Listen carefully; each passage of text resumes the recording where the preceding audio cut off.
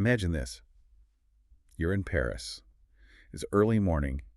Maybe you've planned your whole trip around it visiting the Louvre, probably the most famous art museum in the world. Yeah, I mean, it's huge. Over 380,000 objects, gets more than 8 million visitors a year. And of course, the Mona Lisa. Exactly, Leonardo da Vinci's masterpiece. But today, you get there, and the doors are shut, locked.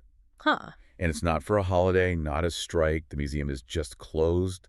They're citing exceptional reasons, a sudden, pretty high-stakes emergency. Okay.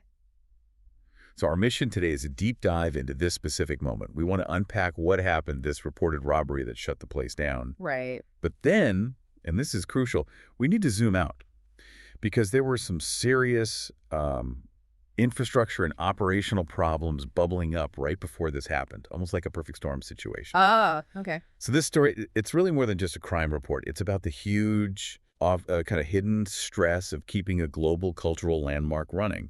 And the stress is just immense, right? It's proportional to the scale we're talking about. Yeah. This is an institution that basically defines global heritage, Yeah. protecting not just the Mona Lisa, that iconic 16th century painting, but hundreds of thousands of years of art and history, all while, somehow managing 8 million people walking through every year. It's a massive challenge. So let's start with the immediate drama. Yeah. That morning, the news broke pretty fast. Louvre's closed for the day. But what was really striking was how quickly the official confirmation came.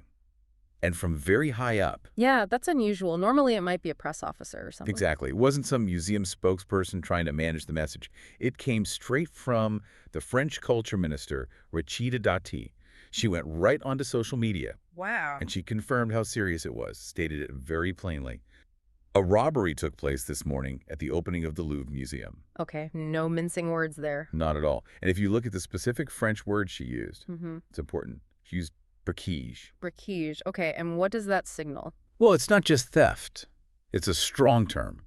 It implies something more like a holdup, possibly armed, definitely more violent or aggressive. Right. So that word alone really elevates the situation. It's not just a sneak thief. It's a serious breach. Absolutely. It framed it immediately as a crisis needing top-level attention. And the minister herself went straight to the scene. Yeah, straight there. With museum staff, police. It just underscores how seriously the government views this breach. Mm-hmm. We know a member of her team told Agence France-Presse, AFP, that at least one person had gotten inside the museum. Okay. And any injuries? Thankfully, no. That was confirmed. No injuries reported to staff or the public. That's the one bit of good news in all this. That's something, at least. But here's where it gets, well, interesting. There's this ambiguity. Dati confirms the briquage, the serious event, the holdup attempt. Right. But the museum itself, totally silent on the outcome. They never actually said what, if anything, was taken. That silence is quite telling, isn't it? Yeah.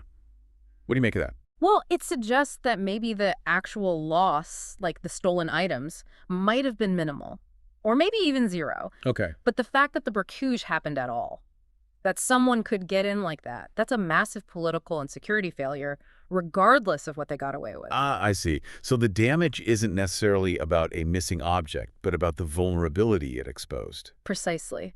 Forcing the world's most famous museum to close down because of a security incident like this, it shines a harsh light on, well, operational fragility. Okay, that fragility, that vulnerability. Let's dig into that because, like you said, it seems this wasn't just a random event hitting a perfectly functioning institution. Definitely not. This security breach, it seems like it landed on a place that was already struggling, already under enormous strain. That's exactly it. This external threat, the robbery attempt, it came when the Louvre was already facing, let's say, internal crises. Operational failures were already a major concern. And we know this because... Well, we know President Emmanuel Macron had announced a big renovation project earlier that year, a necessary one. Right, okay. So the government knew things needed fixing. They did. But that announcement itself, it seems like it was pushed by alarms that had been sounding internally for months. Warnings were coming from inside the museum. And the loudest voice ringing those alarms, that was the museum's director, Laurence. Yes. And she wasn't exactly quiet about the problems. We actually have this really powerful quote from her where she publicly described the reality of visiting the museum. What did she say? She said that visiting the overcrowded building had basically become a physical ordeal for visitors. A physical ordeal. Wow, that's strong language for a museum director. It is. And if you connect the dots, she wasn't just talking about long lines for the Mona Lisa. She was saying the building itself, its capacity, its age, was making the experience actively difficult, stressing out staff, creating systemic issues. Okay, let's unpack that phrase, physical ordeal, because it sounds like more than just, being tired after walking around all day. Yeah. Oh, much more. And this gets really interesting because apparently she got specific.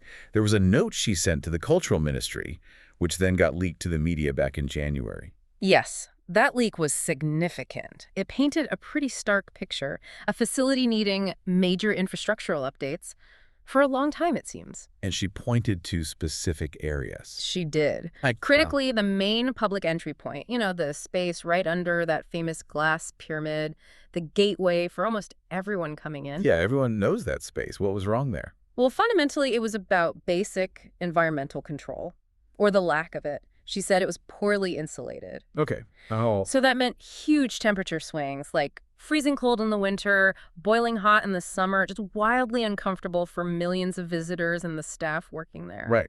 And anything else about that space? Yeah, she also mentioned the acoustics. The design apparently amplified noise. So you have thousands of people talking, moving. It just turns into this constant deafening echo. Okay, I'm trying to picture that. You're maybe the security guard near the entrance. You're either freezing or sweating. You can barely hear yourself think over the din. Exactly. How does that kind of physical ordeal for the staff impact something as crucial as security? Oh, it's a huge factor. Think about it. If your staff are physically uncomfortable, if they're constantly fatigued, maybe distracted by just trying to manage the building's basic failings, dealing with the heat, visitor complaints about it, the noise, Yeah. their focus gets pulled away from high-level awareness, from vigilance. The stress just inherently compromises security focus. You can have the best security protocols on paper, but if your people on the ground are worn down by their physical environment, Your perimeter gets softer, yeah, less effective. precisely.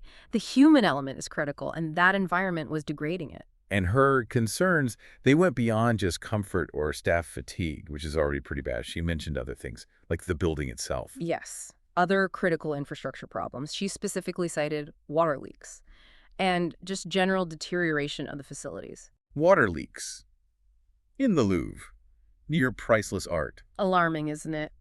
But here's the crucial connection she made. It wasn't just about inconvenience.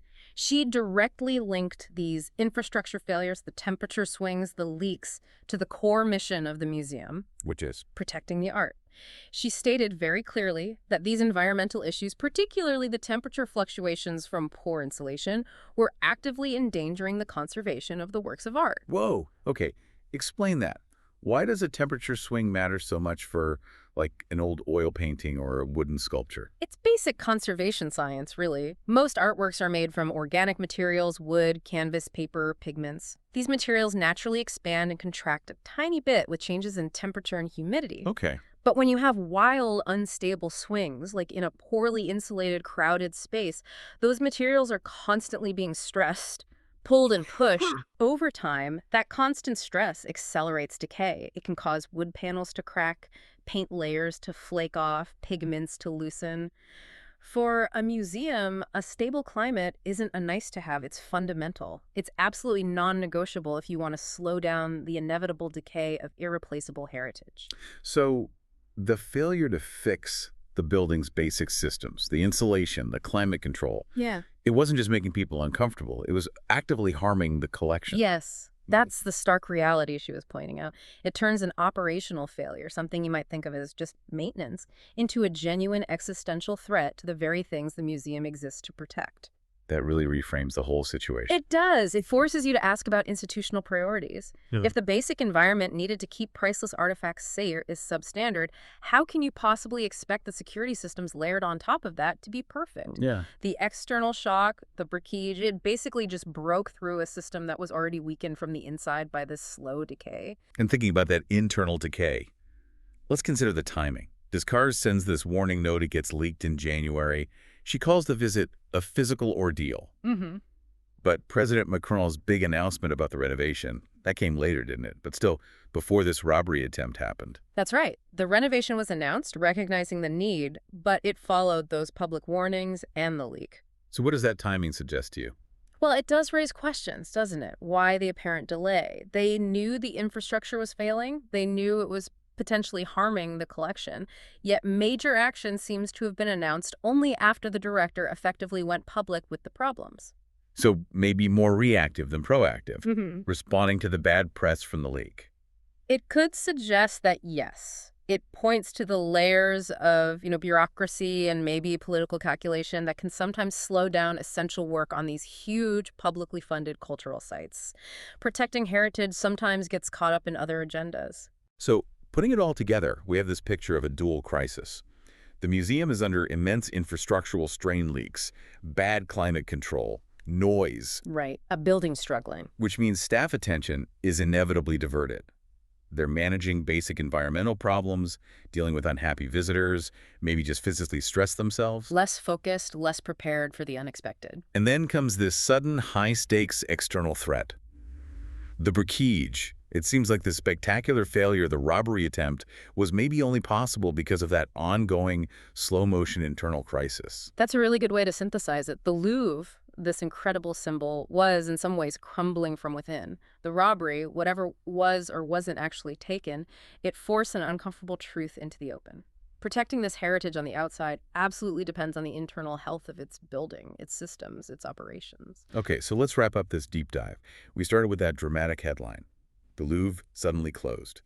Confirmed by the culture minister herself as a breakage, a serious security incident. A real shockwave moment. Then we looked deeper, pulling back the curtain thanks to the director's earlier warnings. The description of the museum visit as a physical ordeal. Yeah, the strain was already showing. We talked about those specific, frankly alarming infrastructure problems. The poor insulation under the pyramid, the noise, the water leaks. And crucially, how those weren't just comfort issues. Right. How they were actively endangering the art itself through those environmental stresses. Yeah. The conservation mission was being compromised from within. Which leaves us, I think, with a really provocative question, one that goes way beyond just the Louvre or even Paris. What's that?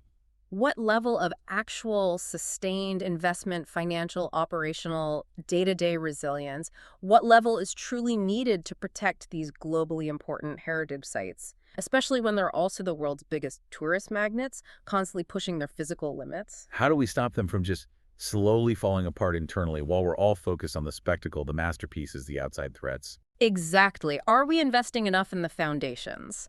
Or are we just hoping for the best until the next crisis hits? It really makes you wonder, doesn't it?